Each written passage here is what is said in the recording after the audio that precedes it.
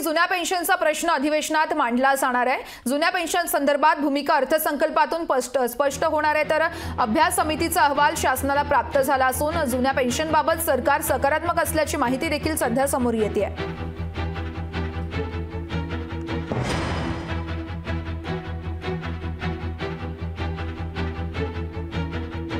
सर्वांना जुनी पेन्शन लागू करा या मागणीसाठी संघटनेच्या वतीनं सातत्याने आंदोलनं छेडण्यात आली।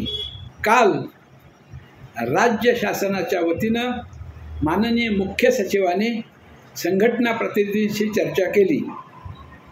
जुन्या पेन्शनप्रमाणे सामाजिक आणि आर्थिक सुरक्षेची हमी दिली गेली असल्या कारणानं जुन्या पेन्शनप्रमाणेच 50% वेतनाच्या निवृत्ती वेतन अधिक महागाई भत्ता असं त्या ठिकाणी मंजूर करण्यात येईल असं स्पष्ट करण्यात आलं।